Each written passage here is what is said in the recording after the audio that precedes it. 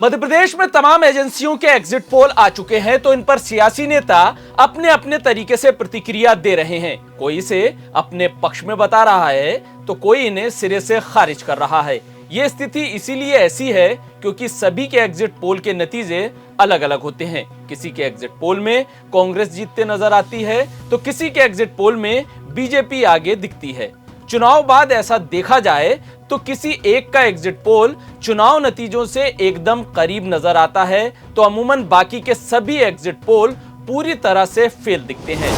मध्य प्रदेश के विधानसभा चुनाव पर भी कई एजेंसियों के एग्जिट पोल आए हैं। इन एग्जिट पोल के आने के बाद मध्य प्रदेश कांग्रेस के दिग्गज नेता और पूर्व मुख्यमंत्री दिग्विजय सिंह का सोशल मीडिया प्लेटफॉर्म एक्स पर लिखा एक पोस्ट खूब वायरल हो रहा है। इस पोस्ट में दिग्विजय सिंह ने पश्चिम बंगाल के 2021 के विधानसभा चुनाव की वोटिंग के बाद आए इंडिया टुडे एक्सिस माई इंडिया के एग्जिट पोल को लेकर जोरदार वार किया है। दिग्विजय सिंह ने इस पोस्ट में एग्जिट पोल और नतीजों को बताया है। दिग्विजय सिंह ने जो आंकड़े दिए हैं उसके मुताबिक इंडिया टुडे एक्सिस माई इंडिया के एग्जिट पोल के मुताबिक बीजेपी को पश्चिम बंगाल में 134 से 160 सीटें मिलने जा रही थी, तो टीएमसी को 130 से 156 सीटें मिलती दिख रही थी। लेकिन नतीजों में टीएमसी को 215 सीटें मिली थी तो बीजेपी को 77 सीटें मिली थी। दिग्विजय सिंह ने मध्य प्रदेश को लेकर आए इंडिया टुडे एक्सिस माई इंडिया एग्जिट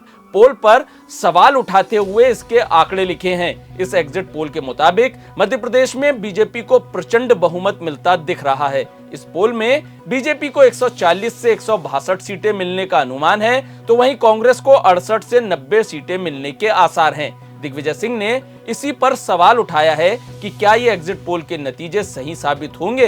इन्होंने इसी में जोड़ा है कि क्या सेफोलॉजिस्ट हमें सही आंकड़े देने में मदद करेंगे। दरअसल एग्जिट पोल को लेकर कभी कोई ठोस दावा नहीं किया जा सकता। अगर पिछले बार के मध्य प्रदेश के आए तमाम एग्जिट पोल को आप देखेंगे तो साफ अंदाजा लगता है कि कोई भी नतीजों के मुताबिक सही नहीं था, कोई एक ही नतीजों के आसपास था। 2018 के विधानसभा चुनाव में टाइम्स नाउ और सीएनएक्स ने अपने एग्जिट पोल में विधानसभा की कुल 230 सीटों में से बीजेपी को 126, कांग्रेस को 89 और अन्य को 15 सीटें बताई थी। तो एक्सिस माई इंडिया ने अपने पोल में बीजेपी को 111 और कांग्रेस को 113 और अन्य को 6 सीटें बताई थी। सी वोटर ने अपने एग्जिट पोल में बीजेपी को 98 सीटें दी थी तो कांग्रेस को 118 और अन्य को 14 सीटें दी थी। CSDS ने अपने एग्जिट पोल में बीजेपी को 94 और कांग्रेस को 126 और अन्य को 10 सीटें दी थी।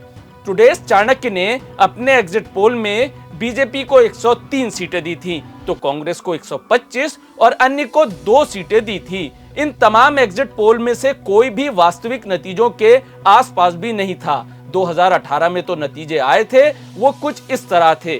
कांग्रेस को इस चुनाव में 114 सीटें मिली थी तो बीजेपी को 109 सीटें मिली थी और अन्य के खाते में 7 सीटें गई थी, जिसमें बीएसपी को 2 सीटें मिली थी और समाजवादी पार्टी को 1 सीट मिली थी। 4 सीटों पर निर्दलियों ने कब्जा जमाया था। साफ है अभी तक का एग्जिट पोल का जो भी ट्रैक रिकॉर्ड रहा है उसके मुताबिक कोई भी एग्जिट पोल असल चुनाव नतीजों पर खरा नहीं उतरा है।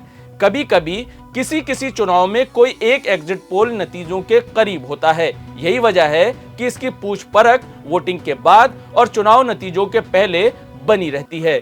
3 दिसंबर को ही सामने आएगा जब ईवीएम खुलेंगी और पब्लिक की पसंद सामने आएगी। 3 दिसंबर को मध्य प्रदेश, राजस्थान समेत 5 राज्यों के सबसे तेज और सटीक नतीजे देखने के लिए प्रदेश तक को सब्सक्राइब करिए, वीडियो को लाइक करिए, कमेंट करिए। हमारे फेसबुक पेज को भी आप फॉलो कर सकते हैं। इंस्टाग्राम पर भी हमें आप लाइक कर सकते हैं।